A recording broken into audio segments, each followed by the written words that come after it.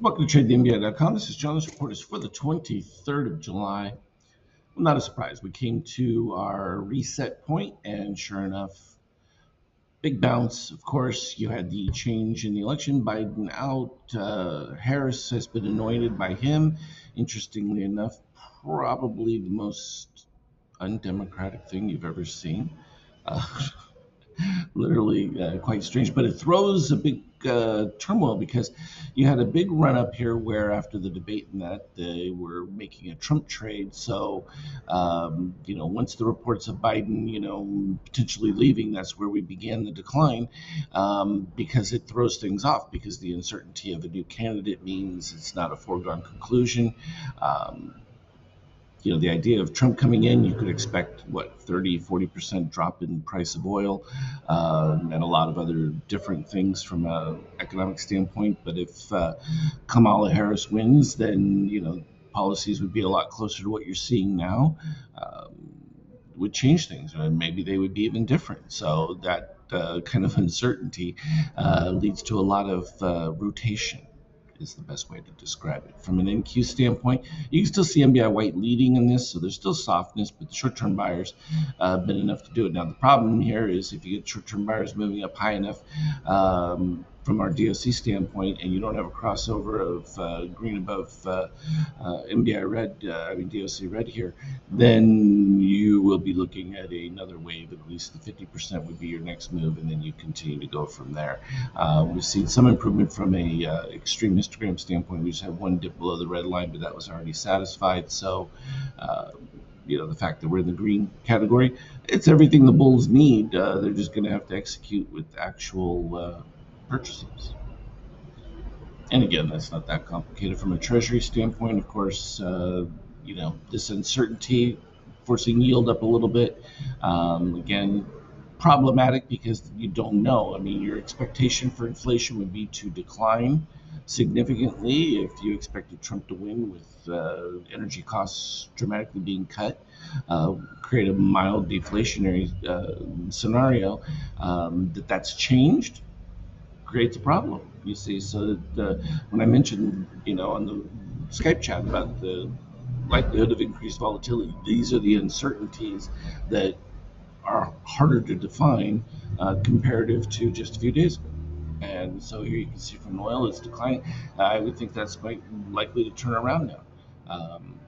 Some of this ahead trade, and when you talk about futures, again, you're supposed to be thinking, 4, 6, 8 months down the line, and the beginning of the reduction in oil was a precipitation to an idea that Trump, was going to be anointed, but that's not a certainty any longer. All that could drive oil back up, particularly, and of course, even with Biden completely incognitive, it was still pretty much 50-50. I mean, people will vote for a dead person as long as it's got the right symbol next to the name. So that divide still exists. And again, we know it all comes down to just a tiny number of states, and within those states comes down to even fewer number of counties within those states. You can change 5 counties, you can change an election. We saw how that worked in 2020.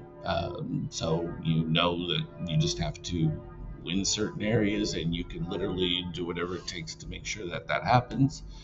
We won't get into any other theories as to how that worked out, but maybe this time we'll not repeat 2020, and you'll actually know who the president is the same night because they'll count all the votes. We'll see. From a euro standpoint, ridiculously high level. No point in even discussing it. That's just a joke. And from a gold, Trump trade going forward, gold would definitely be on the downward spiral. We could see that shift around back again to a neutral or more positive, simply because, again, adding in a candidate that can throw things up in the air changes it. I still think Bitcoin and that will trade regardless of it to the upside simply through its supply situation once the Mt. Gox thing is satisfied, and I think that will play out with ETH as well. Of course, those are speculations, but here you can see from the big move, we had positive extremes all filled going all the way back. We had a slight dip below, and then boom, immediately pre-market the futures had stabilized right at it, and then you just gyrated back and forth and made the new highs. And we're starting off with an NBI white lead here, which is softness, so we would expect a little bit of a fade, but still have steel reset as long as it stays above the negative 13.5. It should continue to rise on the beautiful rising gold shakeout, just a little bit uneven for its action, and again, that's what I was saying about the rotation. Not shocking, it was pretty wild from an even shorter time period. So you had the pre-market sell-off, buy up, sell it again, and then the rest of the day was just all buying. And then they've played a little bit back and forth in the futures to handle these little positive extremes that took place, getting us right there around the 590 something range. And you can see we filled that back in right here. So, all good. As always, anything relevant, put on the Skype chat for you. Have a good one. Trade well.